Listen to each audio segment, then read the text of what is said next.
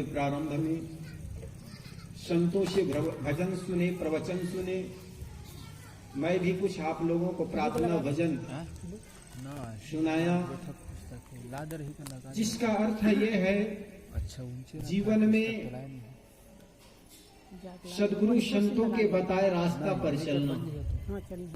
न जाने कब मौत आ जाए, इसलिए मौत आए इसके पहले मौत की तैयारी।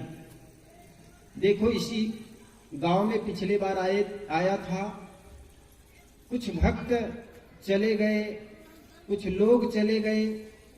पिछले बार आया था, सुंदर बाई जी थी, उनके घर में गया था। उनको दोनों लड़के, पटवारी साहब उनके श्रीमान जी थे, अभी है वे। सुंदर वे सेवा किए। पिछले बार कमल नारायण जी निषाद थे, वो भी बड़े सक्रिय कार्यकर्ता थे, वो भी चले गए। लेकिन हम लोगों को ऐसा लगता है कि यहीं पर ऐसा बना रहेगा। एक लड़का था, अपने मित्र के साथ कह रहा था, यार जानते हो मेरे पिताजी जब शरीर छोड़े तो क्या छोड़ करके गए? तो उनके जो पहले वाला मित्र ने कहा, मित्र क्या छोड़ करके बताओ? उन्होंने कहा, मेरे मित्र जब मेरे पिताजी मरे ना तो 10,000 रुपए छोड़ करके मरे। तो पहले वाला लड़का ने सोचा, यार ये अपने पिताजी का बड़ा बड़ाई कर रहा है। तो दोनों का पिताजी गुजर गए थे, तो पहले वाला लड़का भी कहने लगा, यार तुम्हारे पिताजी तो 10,000 छोड़ के गए, लेकिन तुम्हें पता है मेरे पिताजी जब गुजरे तो क्या छोड़ करके मरे? तो दूसरा लड़का ने कहा, यार तुम्हारे पिताजी मरे तो क्या छोड़ करके मरे, आखिर बता तो सही। उन्होंने कहा, क्या 20,000, 30,000? तो पहले वाला लड़का ने कहा, नहीं इससे भी ज्यादा। तो दूसरा लड़का ने सोचा, यार इनके पिताजी जब मरे, बाद में बहुत से घर में समस्या आई, उसके लिए तो उनके पास पैसे नहीं थे, और इतनी बड़ाई कर रहा है ये आदमी, 30,000 तक गिना दिया, फिर भी कहता इससे ज्यादा। तो दूसरा लड़का ने कहा, यार क्या 40,000, 50,000? तो पहले वाला लड़का ने कहा, अरे 40-50 क्या तुम्हें इनसे ज्यादा गिनती नहीं आती क्या? क्या 60,000, 1 लाख? तो पहले वाला लड़का ने कहा, मूर्ख, 50,000, 60,000, 1 लाख नहीं। जब मेरे पिताजी मरे ना तो सारी दुनिया छोड़ करके मरे। हम सबको भी एक दिन ऐसा ही मर जाना है। मौत सबको आनी है, कौन इससे छूटा है? तू फना नहीं होगा ये ख्याल झूठा। याद करो वो सिकंदर, जो महान सिकंदर जिसको कहते हैं महामूर्ख था, वो पूरी दुनिया को विजय प्राप्त करने के लिए निकला था। 32 वर्ष की उम्र में मृत्यु आ गई। बहुत से फौज फक्कर थे, डॉक्टर थे, बहुत बड़ी बीमारी से ग्रसित हो गए। तो डॉक्टरों से कहा, मेरे मित्र मेरे ये इलाज कर दो, और मेरी अंतिम इच्छा है मैं अपनी मां से मिलूं, क्योंकि मेरी मां कही, बेटा तू चाहे कुछ भी जीत ले, जीतने के बाद मुझसे मिलना, तो कम से कम अपनी मां के पास जाकर आशीर्वाद ले लूं। तो डॉक्टरों से कहा कि मेरे इलाज करो। डॉक्टरों ने कहा, साहब जिसकी इलाज करनी थी, जिस बीमारी के इलाज हो चुकी है, अब इसकी कोई इलाज नहीं, मृत्यु की कोई इलाज नहीं है। सिकंदर ने कहा, मैं तुम्हें आधा राज्य देता हूं। डॉक्टरों ने, वैद्यों ने कहा, आधा राज्य से भी काम नहीं चलेगा। सिकंदर ने कहा, फिर पूरा राज्य देता हूं। डॉक्टरों ने कहा, साहब पूरे राज्य देकर के भी मौत को टाला नहीं जा सकता। तो सिकंदर को बड़ा झटका लगा। सारी दुनिया को विजय प्राप्त करने के बाद भी मृत्यु के क्षण को एक क्षण बढ़ाया नहीं जा सकता। इसके लिए मैं जीवन भर अफरा तफरी करता रहा, लोगों को मारता रहा, हत्या करता रहा। उनको बहुत बड़ा सदमा लगा, झटका लगा। तो पास में रहे लोगों से कहा, देख मेरे इतना बड़ा साम्राज्य, इतना बड़ा राजा होने के बाद भी मृत्यु को एक क्षण बढ़ाया नहीं जा सकता। तो मेरी मृत्यु हो जाने के बाद जब अर्थी गुजारी जाए तो ऐसे करना, अर्थी में जो कफन ढको उस कफन से मेरे हाथों को बाहर कर देना, ताकि लोगों को ये पता चले इतना बड़ा सिकंदर, इतना बड़ा राजा, जब उनकी अर्थी निकाली गई और उनके हाथ में भी कुछ नहीं थे, लोगों को पता तो चले। सिकंदर ने एक बड़ा सुंदर शब्द कहा था, इकट्ठे कर जहां के जर सभी मुल्कों के माली थे, सिकंदर जब गया था दुनिया से दोनों हाथ खाली थे। जहां से जब तू आया था सभी हंसते तू रोता था, बसर कर जिंदगी ऐसी सभी रोता तू हंसता जा। इसलिए करना क्या है, हम न रहें तो दुनिया के लोग हमें याद करके आंसू बहाए रोए, तब हमारा जीवन सार्थक है। अन्यथा मैंने बताया था न, जीवन भर आदमी बिगाड़ता है, बिगाड़ानंद बना रहता है और उनके मर जाने पर लोगों को जरा भी पश्चाताप नहीं होती और लोग कहते हैं अच्छा हो गया, मर गया। समझना वो आदमी को नरक में भी जगह नहीं मिलेगी। इसलिए कुछ ऐसे काम कर जाए इस दुनिया में, समाज के बीच, लोगों के लिए, देश के लिए, जिससे हमारा जीवन सार्थक हो जाए।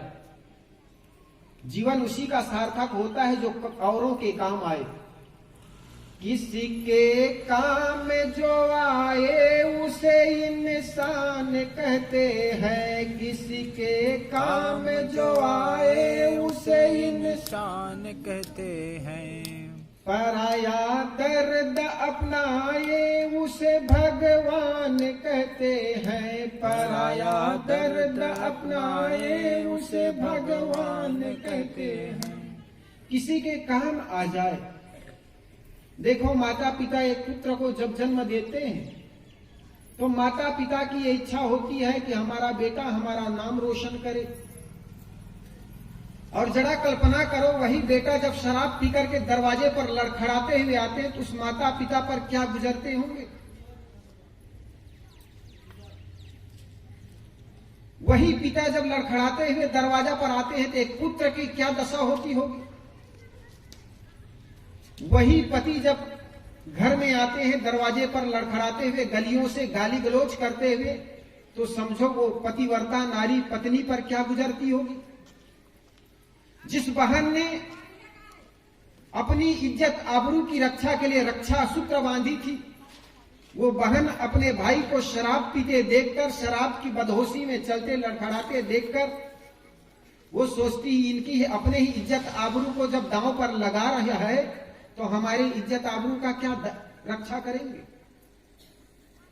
तो कहने का मतलब हमारा जीवन सुंदर बने। हम दोष देते हैं जमाना को। मैंने कहा था ना, आदमी का खाना खराब है और दोष देता है जमाना को। हम खराब है इसलिए जमाना खराब है।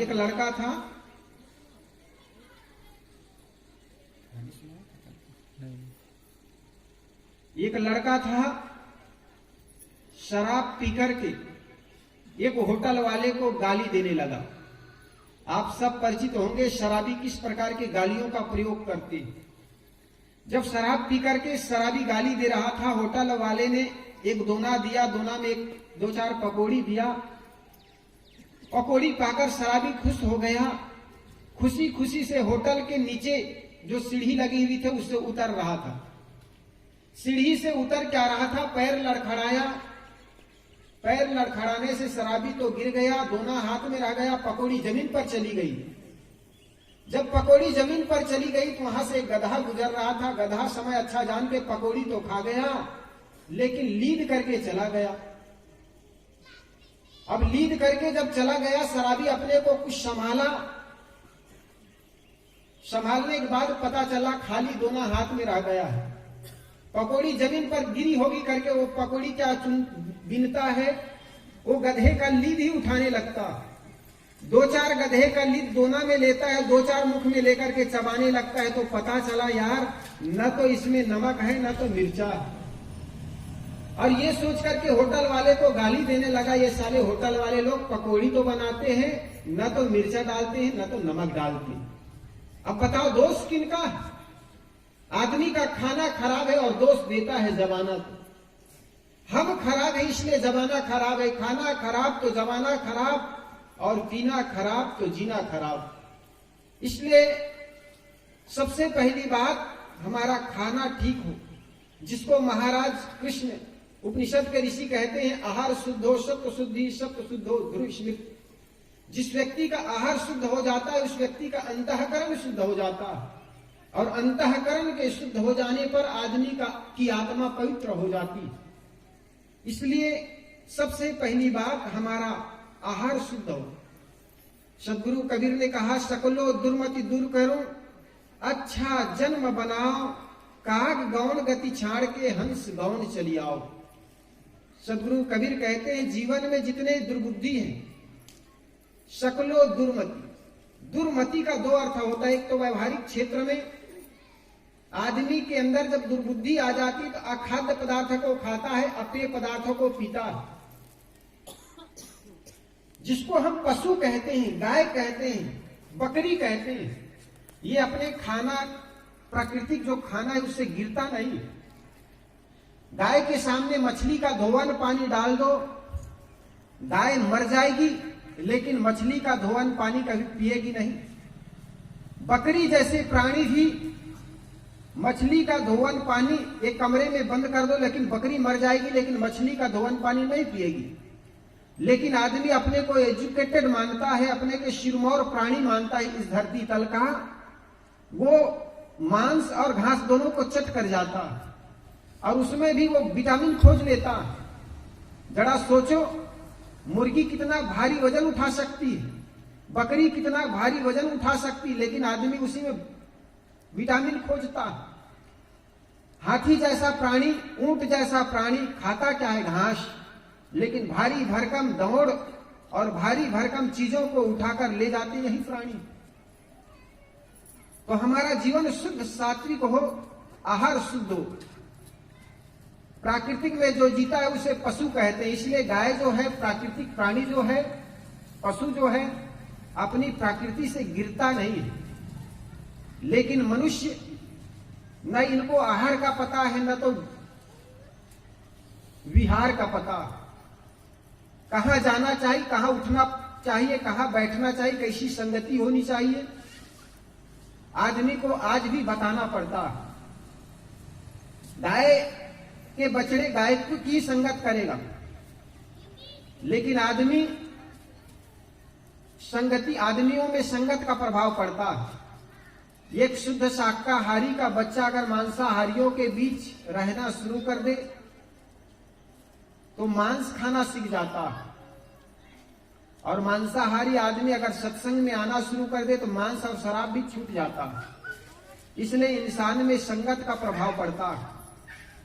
आदमी नकल करके ज्यादा सीखता है। दो आदमी कहीं चला जाए तो उनके पीछे पीछे चल करके सीख जाता है। दो लड़के थे, दोनों लड़के साथ साथ पढ़ाई कर रहे थे। 12वीं क्लास तक की परीक्षा पास कर लिए। उसमें से एक लड़का था बुद्धिमान। क्या था? बुद्धिमान। बुद्धिमान का अर्थ होता है अपने बलबूते जो लड़का पास हो उसको बुद्धिमान कहते। और दूसरा लड़का था बुद्धू।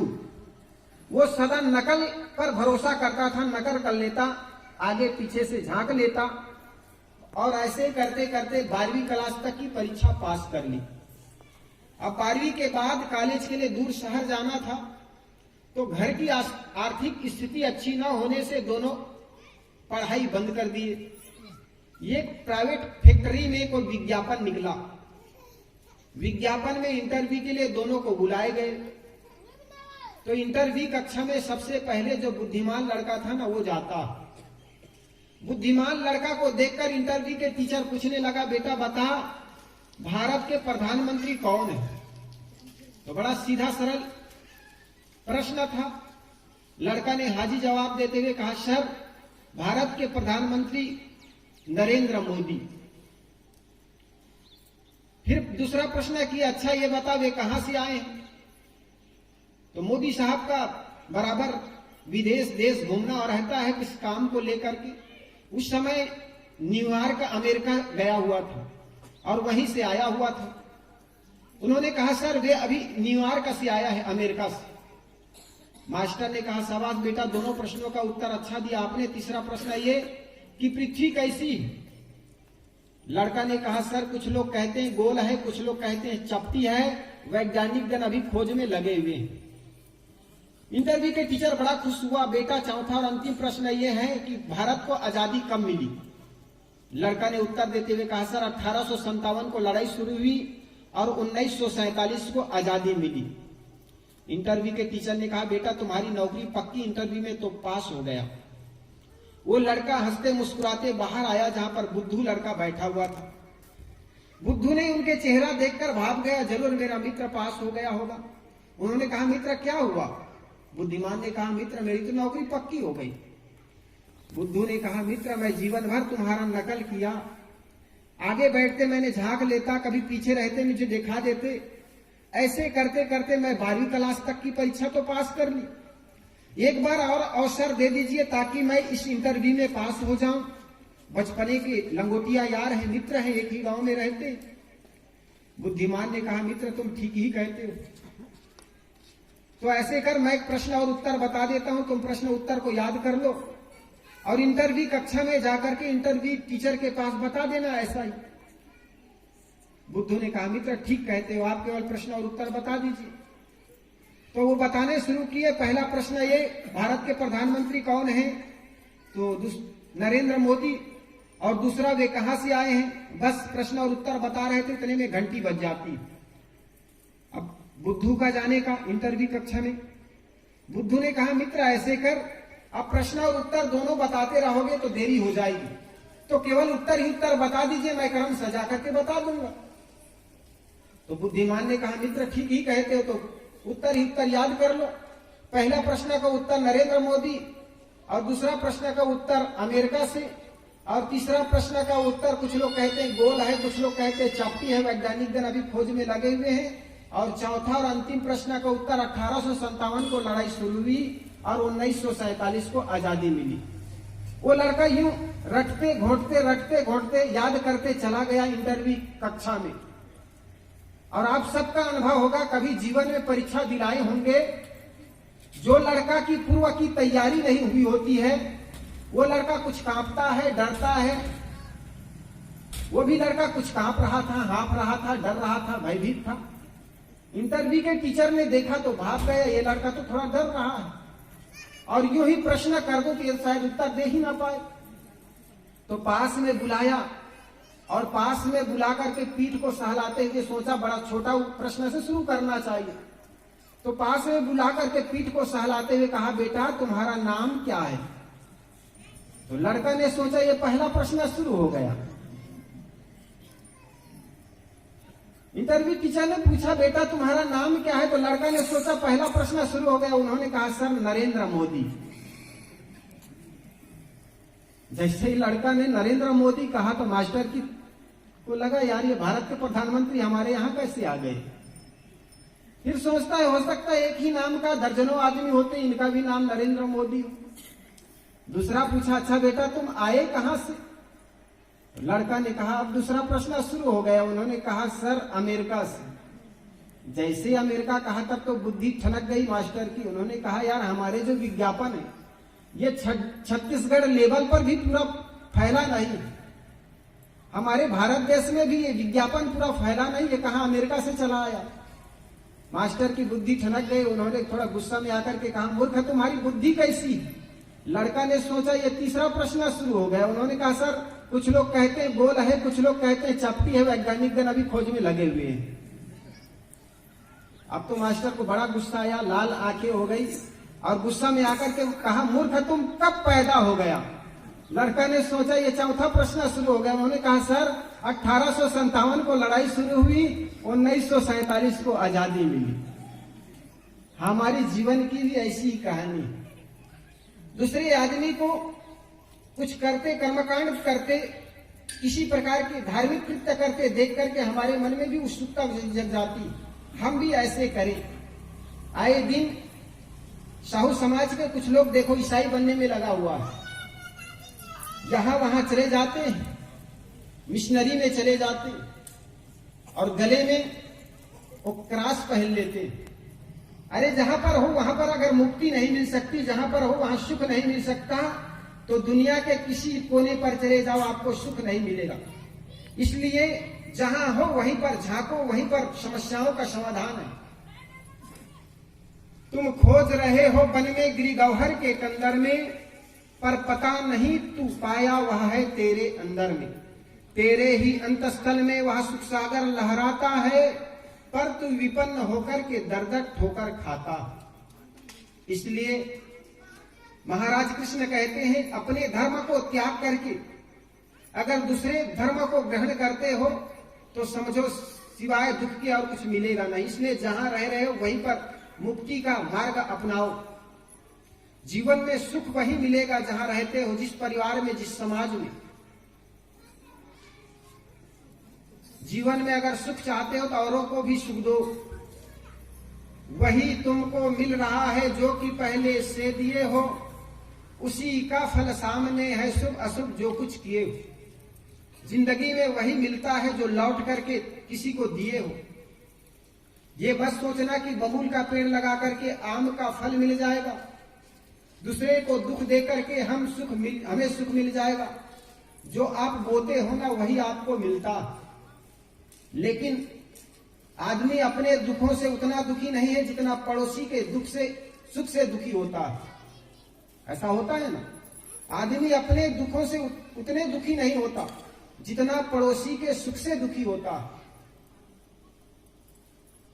कहा जाता है एक आदमी था, वो आदमी, एक कहानी है, भगवान शिव का उपासक था। एक दिन तपस्या में बैठ गया, कहते हैं भगवान भी खुश हो गया। अब भगवान खुश हो गया, कहे बेटा तथास्तु, मांग क्या चाहिए। उन्होंने कहा कि भगवान मुझे ऐसी कुछ चीज दीजिए जिससे मैं मांगू वो चीज मुझे मिल जाए।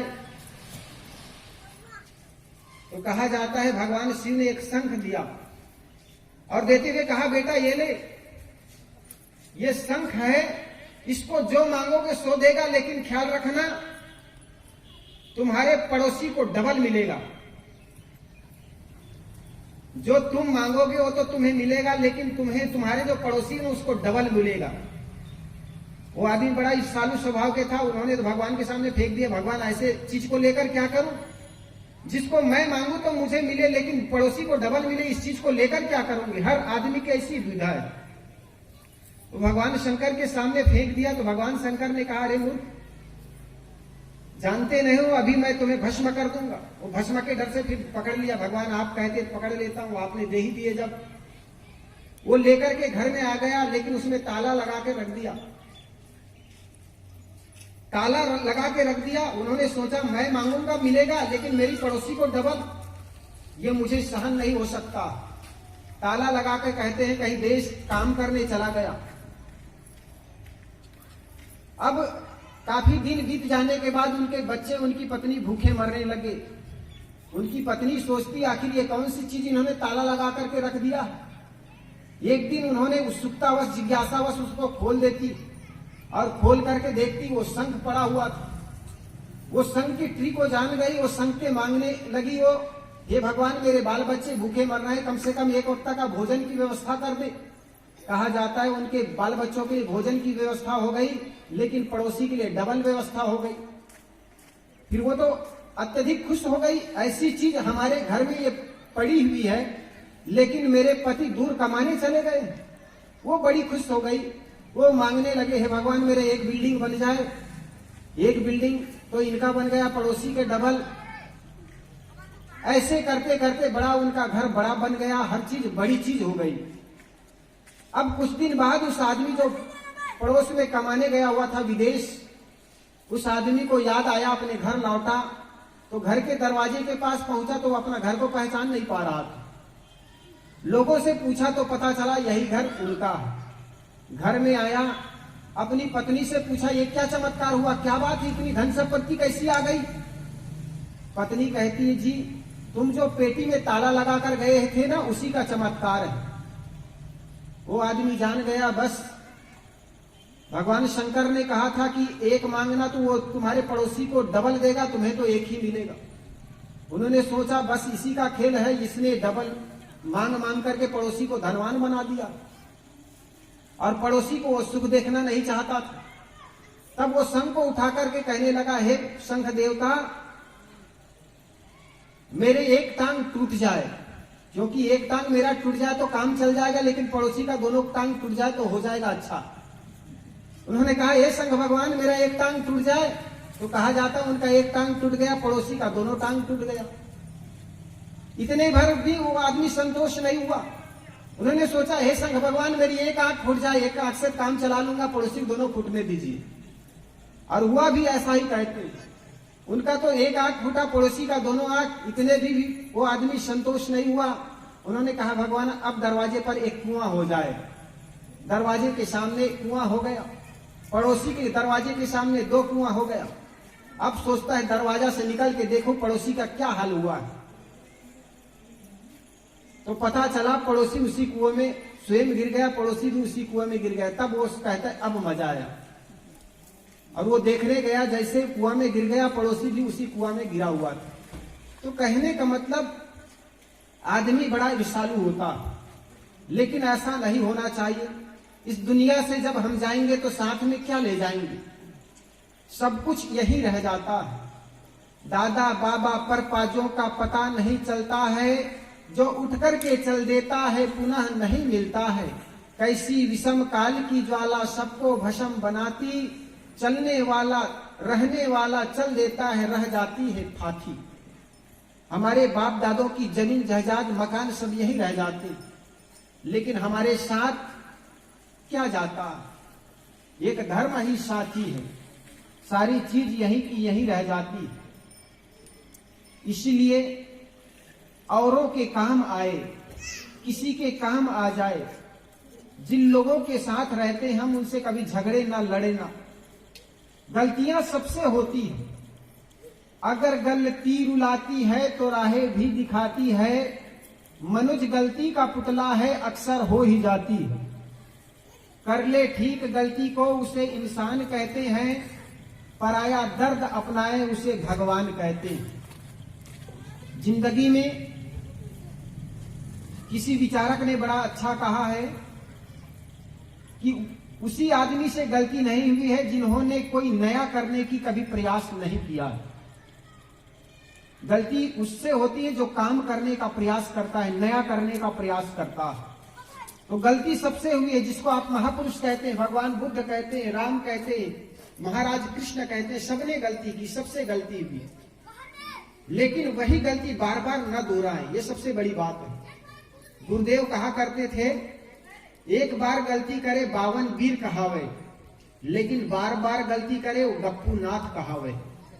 इसलिए जीवन में कभी गलती हो जाए तो उसके लिए रोना धोना मत। गलती हो जाए तो वैसे ही गलती हो जैसे गेंद उछल गिरता है तो तत्क्षण उछलने लग जाता है। ऐसा ही हमारा जीवन है। तो जिन लोगों के बीच हम रहते हैं, अगर गलती हो जाए तो उनको गलती सुधरने का समय दे, सुधारने का समय दे। और निश्चित आदमी का हृदय होता है सुधरता। मनुष्य गलती का पुतला है, अक्सर हो ही जाती। सुधरने का समय देने से आदमी में सुधार आता है। तो जिन लोगों के बीच हम रहते हैं उनके साथ प्रेम का बर्ताव करें। घर में माँ हो, पिता हो, देरान जेठान हो, भाई भाई हो, जहां पर प्रेम होता है वहां गलती नहीं देखी जाती। इतना अगाध प्रेम हो जाए। एक सम्राट था, सम्राट का एक नौकर था। दोनों शिकार करने के लिए गए हुए थे।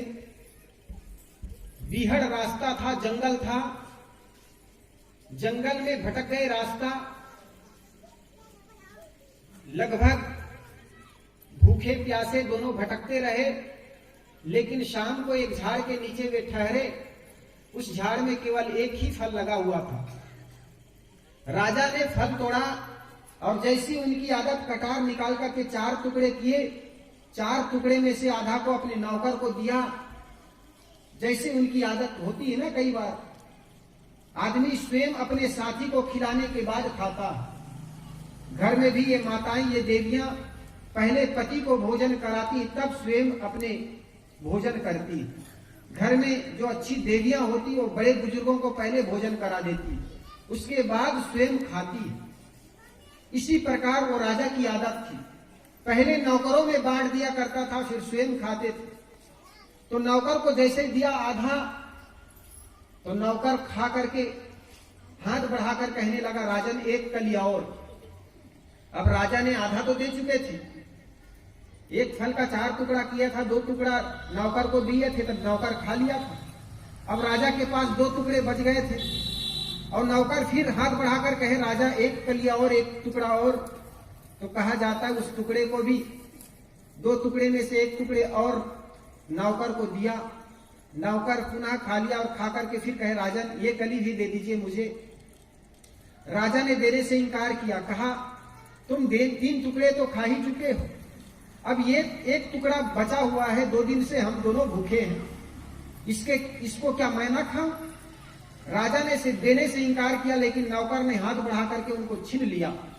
जब छीन लिया तो नौकर तो एकदम क्रोधित हो गए और कहने लगा, अरे मूर्ख, आखिर 3 टुकड़े तो तुम खा ही चुके हो, क्या 1 कली मैं ना खा लूं? जब राजा ने डांटा, गुस्सा में आ गया तो नौकर को देना पड़ा। राजा उस कली को पाकर के जैसे मुख में रखा तो पता चला वो कड़वा फल था, जहर का फल था। इतना कड़वा से भर गया उनका मुख। तब अपने नौकर से कहने लगा, अरे तुमने इतना कड़वा फल मेरे हाथों से लेकर के खा गए? नौकर ने कहा, राजन हजारों बार इन हाथों से मीठे मीठे पकवान, मीठे मीठे फल खिलाए, उनकी तो कभी प्रशंसा मैंने नहीं की। क्या एक कड़वा फल आपके हाथ से मिल जाए, इनकी भी मैं क्या निंदा करूं? इनकी भी क्या मैं शिकायत करूं? ऐसा होता है प्रेम। हमारे घर में कोई मां के हाथों से आज सब्जी जल गई, कि सब्जी में मिर्ची तेज हो गई, कि रोटी जल गई, हम घर में महाभारत मचा देते हैं। या पत्नी के हाथों से सुंदर सुंदर पकवान खाए, आज कहीं नमक नहीं पड़ा या सब्जी जल गई, हम घर में हाहाकार मचा देते हैं। लेकिन साहब कहते हैं, जहां प्रेम होता है वहां दूसरे की गलती नहीं देखी जाती, बल्कि अपनी गलती स्वीकारी जाती। मैं एक घटना सुनाऊं। एक माँ भोजन बनाई, एक बहू भोजन बनाई और सास खाने लगी, और वो भी बहू बेचारी नई नई आई हुई थी। बोलिए सदगुरुदेव की जय। बहू नई आई हुई थी, भोजन बना करके सास को पारस कर दी। सास खाने लगी तो पता चला आज मिर्ची बहुत तेज पड़ गई है।